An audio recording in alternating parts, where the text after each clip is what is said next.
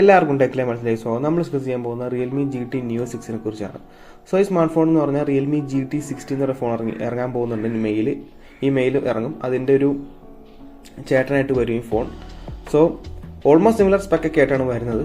ഇത് ശരിക്കും നമ്മളെ പോക്കോ F6 എന്ന് പറഞ്ഞ ഫോൺ ലോഞ്ച് ആകാൻ പോകുന്നുണ്ട്. അതിനെ കമ്പീറ്റ് ചെയ്യാൻ വേണ്ടിയിട്ടാണ് ഈ ഫോൺ വരുന്നത്. ഇന്ത്യൻ്റെ ലോഞ്ച് വന്നിട്ടില്ല, ലോഞ്ച് ഡേറ്റ് ഒന്നും വന്നിട്ടില്ല. ഈ ഫോൺ എന്നാൽ ലോഞ്ച് ആവുന്നത് മിക്കവാറും പോക്കോ F6 ഇറങ്ങിക്കഴിഞ്ഞാൽ ഇറങ്ങാനുള്ള സാധ്യതയുണ്ട്. ഫസ്റ്റ് ഓഫ് നമുക്ക് ഇതിൻ്റെ സ്പെക്കിംഗ് കണക്ക് നോക്കാം. ഡിസൈൻ്റെ നമ്മൾ നോക്കുവാണെങ്കിൽ 8.7mm ആണ് തിക്നെസ്, 191 ഗ്രാം വെയിറ്റ് വരുന്നുണ്ട്. പ്ലാസ്റ്റിക് ബാക്കാണ്, plastic frame, IP65 rating, Gorilla Glass Victus 2. നിങ്ങൾ ഈ ഫോൺ നോക്കുവാണെങ്കിൽ സെയിം ആണ്. സ്പെക്ക് ഓൾമോസ്റ്റ് നമ്മുടെ റിയൽമി GT 60 സെയിം ആണ്. ഡിസൈനൊക്കെ പക്ക സെയിം ആണ്. ആകെ മാറ്റം എന്ന് പറഞ്ഞാൽ 1-2 മാറ്റങ്ങൾ മാത്രമേ ഉള്ളൂ. ബാക്കി വെച്ച് നോക്കുമ്പോൾ സെയിം ആണ് ഫോൺ.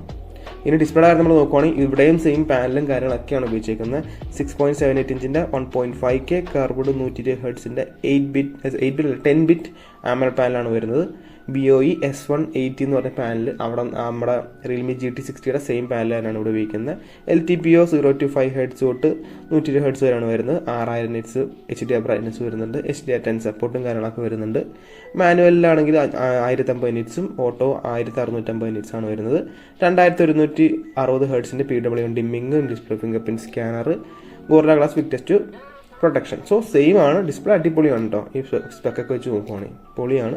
ആ കർവ്ഡ് ഒന്ന് മാറ്റി ഫ്ലാറ്റ് ആക്കുമായിരുന്നു പിന്നെ ഉണ്ടായിരുന്നു. ഓഡിയോയുടെ കാര്യം നമ്മൾ നോക്കുവാണെങ്കിൽ സെയിം ഡുവൽ സ്റ്റീരിയോ സ്പീക്കേഴ്സ് ആണ് വരുന്നത്. ഹെഡ്ഫോൺ ജാക്ക് വരുന്നില്ല. മൾട്ടിമീഡിയ എക്സ്പീരിയൻസ് അടിപൊളിയായിരിക്കും.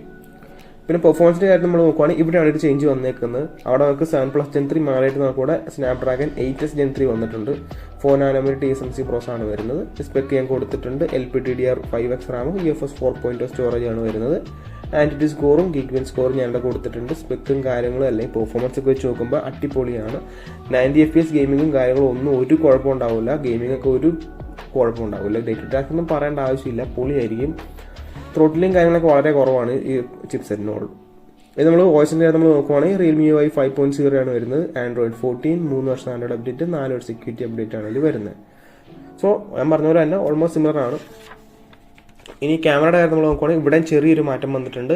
അവിടെ നമുക്ക് സോണി IMX 882 ആണെന്നെങ്കിൽ ഇവിടെ ചെറിയ ഡിഫറൻസ് വരുന്നുണ്ട്. ഇവിടെ ഒരു 50 മെഗാപിക്സലിൻ്റെ f1.9 ആപ്പച്ചർ വരുന്ന സോണി ലിറ്റിയ 600 ആണ് വരുന്നത്. OIS സെൻസറാണ്.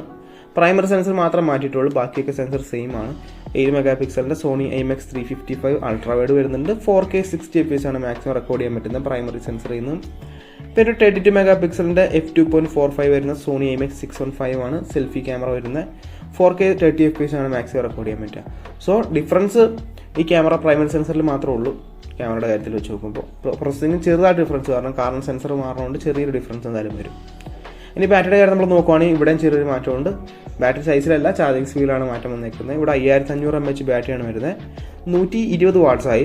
നമ്മുടെ റിയൽമി GT 60 100 വാട്ട്സ് ആയിരുന്നെങ്കിൽ ഇവിടെ 120 വാട്ട്സ് ആയിട്ടുണ്ട്. ചാർജർ ബോക്സിൽ തന്നെ കാണും. 30 ഒരു 20 minutes ഒക്കെ പ്രതീക്ഷിക്കാം. അതൊരു അഡ്വാൻറ്റേജ് തന്നെയാണ് നമുക്ക്. പിന്നെ കണക്റ്റിവിറ്റി നമ്മൾ നോക്കുവാണെങ്കിൽ ഓൾമോസ്റ്റ് സിമിലർ ആയിരിക്കും. 5G, Bluetooth 5.4, Wi-Fi 6E, IR blaster, USB Type-C 2.0. പ്രൈസിൻ്റെ അല്ലെങ്കിൽ വേരിയൻ്റെ കാര്യം നമ്മൾ നോക്കുവാണെങ്കിൽ 8GB 256 തൊട്ട് 16GB 512GB വരാനുള്ള ചാൻസ് ഉണ്ട്. പ്രൈസ് നമ്മൾ നോക്കുവാണെങ്കിൽ 32,000 ആ റേഞ്ച് ആയിരിക്കും പ്രൈസ് വരിക. ആ പ്രൈസ് റേഞ്ച് വെച്ച് നോക്കുവാണെങ്കിൽ പോക്കോ F6 ആയിരിക്കും ഇതിൻ്റെ മെയിൻ കോമ്പറ്റീഷൻ ആയിട്ട് വരുന്നത്. പോക്കോ F6ൻ്റെ കാര്യം നമ്മൾ നോക്കുവാണെങ്കിൽ ക്യാമറയുടെ കാര്യത്തിൽ ശകലം ബെറ്റർ ആണ് സ്മാർട്ട് ഫോൺ. കാരണം അതിൻ്റെ ലെൻസിൻ്റെ ഇച്ചിരി വൈഡറാണ് ലെൻസിൻ്റെ കാര്യങ്ങളൊക്കെ. 1.59 ആപ്പച്ചറാണ് ലെൻസൊക്കെ വരുന്നത്. ഇതേ സെയിം സെൻസറാണ് അവിടെ വരുന്നത്. സോണി ലിറ്റിയ 600 ആണ് അതിൽ വരുന്നത്. ഓൾമോസ്റ്റ് എന്താ പറയുക, നൈറ്റ് ടൈമിൽ ബെറ്റർ മിക്കവാറും റെഡ്മി ആവാനാണ് ചാൻസ് കൂടുതൽ. ഡേ ടൈമിൽ ഓൾമോസ്റ്റ് സിമിലർ ആയിരിക്കും. നമുക്ക് നാളെ നമ്മുടെ റിയൽമി GT 60 പോക്കോ F6 ആയിട്ടുള്ള കമ്പാരിസൺ നമുക്ക് ചെയ്യാം. ഇന്നത്തെ വീഡിയോ ഇത്രേ ഉള്ളൂ. നിങ്ങളുടെ സജഷൻസും കാര്യങ്ങളൊക്കെ താഴെ കമൻറ്റ് ചെയ്യുക. ഈ സ്മാർട്ട് ഫോണിന് വേണ്ടി നിങ്ങൾ വെയിറ്റ് ചെയ്യുന്നുണ്ടോയെന്ന്. ഗൈസ്, അപ്പോൾ ഇന്നത്തെ വീഡിയോ ഇത്രേ ഉള്ളൂ. ഇന്നത്തെ വീഡിയോ ഇഷ്ടപ്പെട്ടാൽ ലൈക്ക് ചെയ്യുക, സബ്സ്ക്രൈബ് ചെയ്യുക, ഹിറ്റ് ദ ബെൽ ഐക്കൺ. ഫ്യൂച്ചറിൽ നമുക്ക് നെക്സ്റ്റ് വീഡിയോ കാണാം.